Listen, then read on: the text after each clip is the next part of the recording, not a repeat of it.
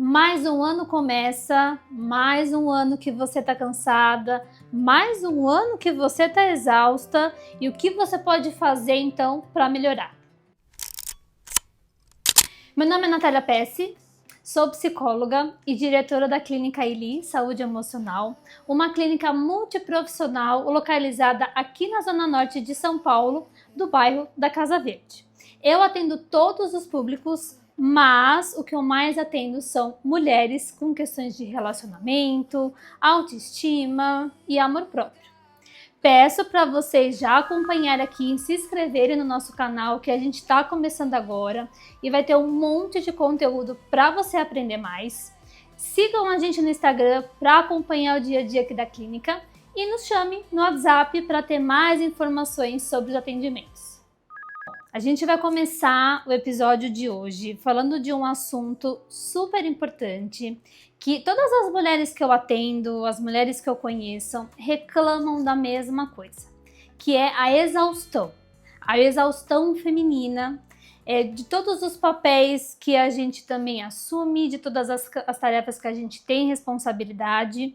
Então hoje a gente vai focar nesse assunto e também a gente vai basear o episódio de hoje nesse livro incrível, que eu não só li, se vocês verem, tá todo marcadinho, todo rabiscadinho, mas que eu também fiz um clube do livro, onde mulheres de todas as idades, todas as regiões aqui do Brasil participaram para a gente falar desse tema que é a exaustão. Bom, quando a gente fala de exaustão feminina, muitas coisas acabam compreendendo.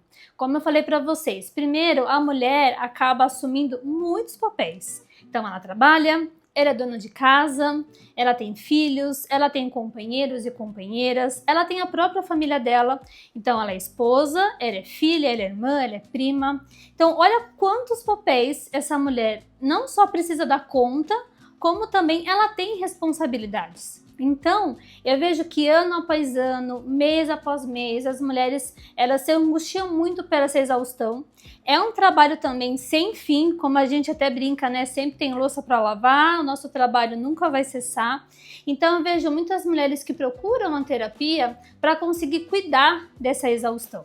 E na terapia, a gente consegue desmembrar bem direitinho o que é realmente uma exaustão, ou seja, ela está com muitas tarefas, ela está com uma sobrecarga muito alta, que isso vai levar por burnout. Como tem muitas mulheres que elas não sabem se organizar, então não tem agenda, não consegue se planejar em questão de horário, de duração das tarefas também que fazem e acabam se atropelando. As mulheres também deixam de se cuidar. Como eu falei, ela é esposa, ela é filha, ela é mãe, ela é alguma profissão, né? E ela esquece que ela também é ela, né? Ela esquece que ela também precisa, sei lá, cuidar do cabelo, fazer a unha, fazer um exercício. E às vezes não dá tempo, e quando dá tempo é quando dá. Quando a gente consegue arrumar um tempinho.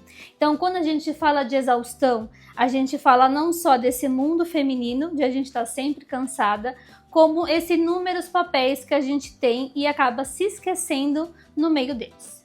As mulheres, elas vêm com uma culpa, com algo devendo, como se elas fossem insatisfeitas. E isso, se não olhado com muita calma e logo no começo, pode escalonar num nível super importante, no sentido de prejudicar essa mulher. A gente não pode falar que essa exaustão é só física ou é só mental.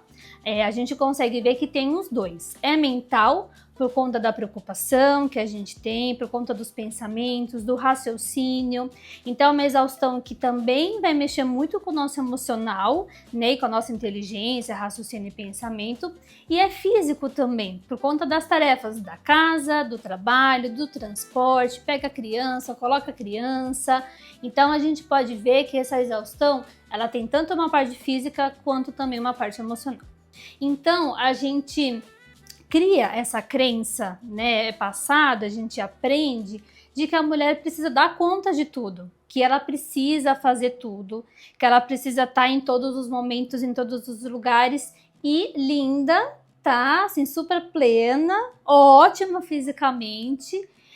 E o fato de a gente não ter esse tempo para falar que a gente está cansada, que a gente não dá conta, ou de a gente não querer fazer alguma coisa ou aceitar alguma coisa, não existe. Então, a gente já nasce com essa culpa, com esse peso e com essa responsabilidade que a gente precisa fazer tudo e dar conta de tudo. A gente não pode falar que é muito longe a linha entre estar exausta do realmente estar doente, tá? Claro que, como eu falo para os meus pacientes, tudo vai se agravando, né? Então, uma ansiedade, um pânico, uma crise começou com uma leve ansiedade, uma crise depressiva começou com primeiros sintomas de depressão, de tristeza. Então, quando a gente realmente entra para um transtorno, para uma patologia ou para uma crise muito grave, são pequenos cansaços que a gente vai sentindo e, conforme o nosso dia a dia corrido, a gente vai justificando com outras coisas. Ah, eu não dormi bem. Ah, é porque hoje eu tô com enxaqueca. Ah, é porque hoje tá muito calor, eu tô um pouco mais lenta. Então, a gente vai nomeando e tentando responsabilizar outras coisas do que realmente a gente parar para se autoanalisar, como eu sempre ensino as minhas pacientes. É muito importante esse momento que eu brinco com elas assim, a gente para balanço, né, para ver o que realmente está extrapolando e o que realmente já é um sinal muito sério que a gente precisa parar e procurar ajuda. Muitas mulheres acabam se queixando de crise de ansiedade, de burnout, de exaustão, de estresse, mas eu vejo que muitas mulheres primeiro não sabem o que é cada um, os sintomas que decorrem de cada um e quando realmente a gente deve se preocupar ou não. Eu sou muito sincera com os meus pacientes, explicando que faz parte, é normal, se a gente puder chamar de normal, e é esperado que a gente tenha ansiedade, que a gente se estresse ao longo do dia, que a gente também fique exausta, que a gente tenha ansiedade. As emoções e os sentimentos, eles fazem parte do nosso corpo, da nossa vida, e a gente precisa deles também para sobreviver, para a gente conseguir fazer as nossas coisas. O que a gente tem que prestar atenção é o nível que isso chega e é o quanto isso atrapalha. Então, se é uma ansiedade antes de um primeiro encontro, antes de uma viagem, antes de uma apresentação de um trabalho, ok, a gente precisa. Agora, se é uma ansiedade que nos paralisa, que a gente tem sintomas físicos assim que a gente não consegue viver, que a gente tem brancos, isso é algo preocupante. Então, o que a gente pode pensar de uma forma para vocês refletirem aí na casa de vocês? Primeiro, a ansiedade são pensamentos, são sofrimentos que a gente vai antecipar, ou seja, o ansioso, quem tem ansiedade, ele vai estar sofrendo já pelo futuro. O pensamento dele já tá lá na frente e assim, não é um pensamento legal, uhul, a festa vai ser boa. Não, vai chover, eu vou chegar atrasada e vai ser um desastre. Então a ansiedade, ela vai vir com sintomas físicos, como eu falei para vocês, que cada uma vai ter um sintoma diferente, isso é bem variado, mas sempre vai estar olhando para esse futuro. O estresse é algo pontual. Tem muita gente que confunde o estresse com o burnout, tá?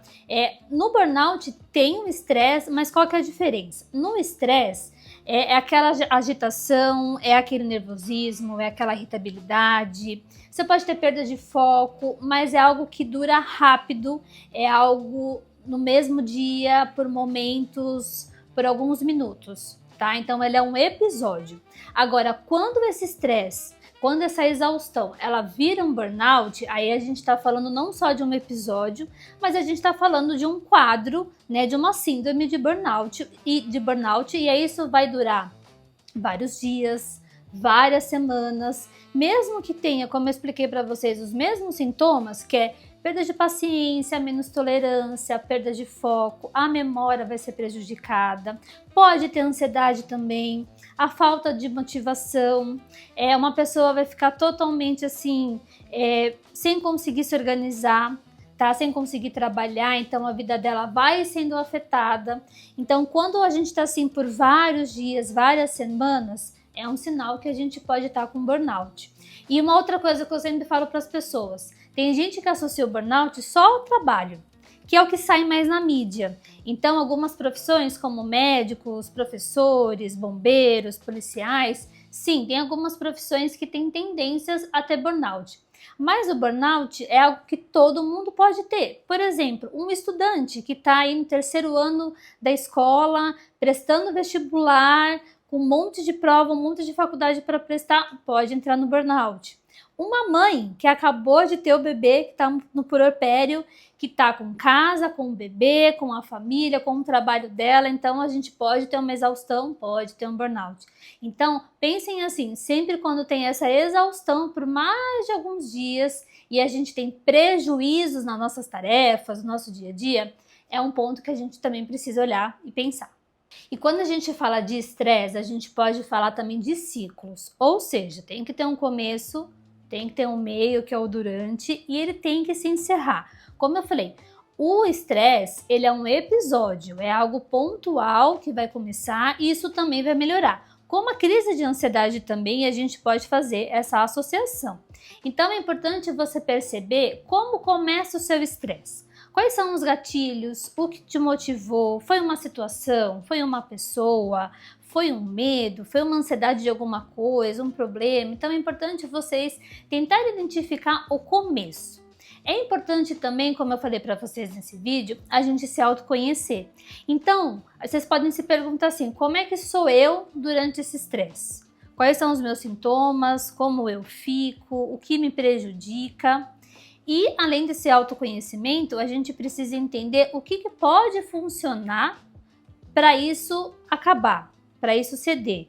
Então, como eu falei, da mesma forma que a crise, né, que o estresse vem, ele também vai embora. Só que a gente pode ter estratégias para isso melhorar e até para isso melhorar mais rápido. Então, que estratégias, eu faço essa pergunta para vocês, que funcionaria? A gente tem uma lista, né, de estratégias que podem funcionar, mas é importante vocês experimentarem para ver o que funciona para você. É algo muito individual. Então a gente tem desde o beber água, tomar um banho, tomar um chá. Tem uma galera que gosta muito dessa parte natural, então dos florais, né, dos cheiros, isso também pode ajudar. O sair um pouco lá fora, né, no ar livre, a gente conseguir respirar um pouco, ligar para alguém, pintar, como eu falei, tem diversas estratégias, você precisa ver para você o que funciona.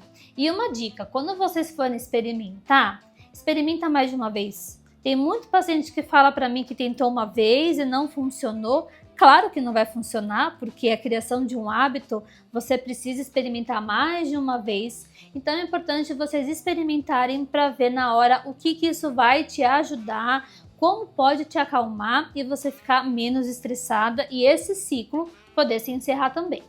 Tem outro ponto também que muitas mulheres passam por isso, que é algo de crença, que isso vem no meio dos primórdios, que é descanso, pausa e limites.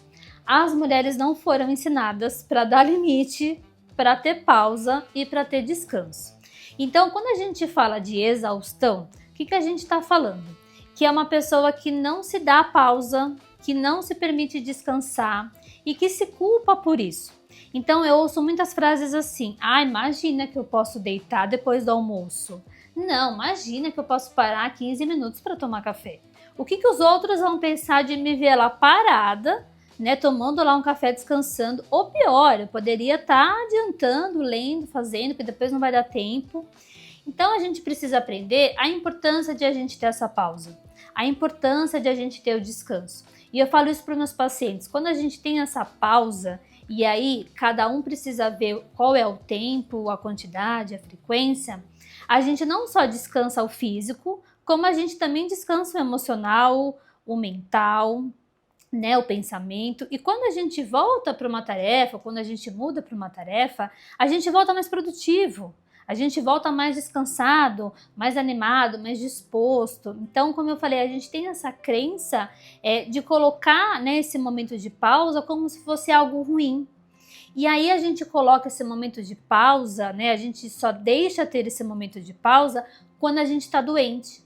Então, eu atendo muitas pessoas que ficam doentes né, que acabam aí não ocasionando, né, mas se permitindo ficar doente, porque quando eu fico doente é quando eu posso deitar, é quando eu posso descansar, é quando eu não preciso trabalhar, quando eu não preciso me obrigar a fazer tal coisa. E isso a gente puxa um gancho para a questão de dar limites. A gente não consegue falar não. A gente não consegue limitar o respeito, limitar entre eu e o outro. A gente fica, às vezes, tão preocupado como é que o outro vai reagir, a resposta que vai dar, como é que vai ficar o nosso relacionamento, que, entre aspas, é melhor ceder do que falar um não. É melhor ceder do que a gente suportar aquela cara feia, suportar os dias de silêncio, suportar, às vezes, qualquer consequência ruim, um término, né, enfim, um bloqueio. Então é importante a gente pensar o quanto a gente às vezes acaba cedendo para certas coisas, achando que vai resolver, achando que vai ser melhor, mas isso tudo é só aumentando. O que a gente quer, não só hoje, mas daqui para frente? O que a gente quer construir aí num futuro próximo ou até num futuro aí mais longo? Então é importante a gente ter isso muito bem assim gravado e a gente conseguir aos poucos nessa mudança de rotina colocar mais descanso, colocar mais pausas e também colocar mais limites. Bom, até a gente pegando o título do livro, que é o Despertar, eu vejo que muitas mulheres não acordaram ainda para a realidade, não acordaram ainda que precisam se cuidar, que o tempo está passando, a vida está rolando e o que a gente está fazendo por si. E eu falo também para elas, eu sei que tem pessoas, áreas da nossa vida que são importantes, que a gente vai dar o privilégio, mas é importante a gente também entender o quanto se cuidar faz parte, o quanto a gente precisa se colocar em primeiro lugar. Até se a gente quer ajudar uma outra pessoa, a gente precisa estar bem. Como é que eu vou ajudar o outro se eu não estou bem? Como é que eu posso dar algo para o outro que eu não tenho? Então é importante não ser egoísta. Quando eu falo isso, as pessoas falam assim, Natália, então a gente precisa ser egoísta? Precisa pensar só em si? Ser egoísta não é ruim. Não tô falando para vocês nunca pensarem no próximo, não colocarem as pessoas na frente. Por exemplo, quem é mãe? Nossa, filho vem em primeiro lugar. Eu sei disso, não sou mãe ainda, mas eu tenho uma mãe que me coloca em primeiro lugar. Mas é importante a gente se cuidar, a gente se olhar, seja no físico, seja no mental, seja no emocional, seja no pensamento, enfim. Como eu falei para vocês, a gente tem diversas áreas para cuidar e para dar conta. E como é que a gente fica no meio de tudo isso? Qual é o momento do dia que a gente para pensar na gente, para fazer algo que você gosta? E quando eu falo desse tempo de a gente parar, eu não estou falando de vocês pararem horas, dias, não. Como a gente falou também das pausas, o pouquinho que você parar para você e por você, para você ter esse momento com você, é o mais importante. Então não é ser egoísta, é a gente conseguir se autocuidar, é a gente conseguir olhar para si e ter aí uma vida, como eu falei para vocês, mais leve, menos exausta e mais feliz. Quando a gente fala de mudança, muita gente que deseja mudar, que quer mudar, traz a questão do medo e também traz a questão da coragem. Eu tenho muito medo de mudar, mas aí seria tão bom, né? Se eu conseguisse fazer, se eu conseguisse ir para um outro lugar, fazer outra coisa. Então, primeiro a gente precisa entender que medo e coragem estão juntos.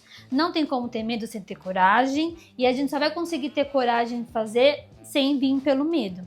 Então é importante a gente primeiro entender que eles fazem parte. Lembra que eu expliquei para vocês? A ansiedade, a falta de limitação, o estresse, o burnout, isso faz parte, a gente só precisa saber como lidar com os dois.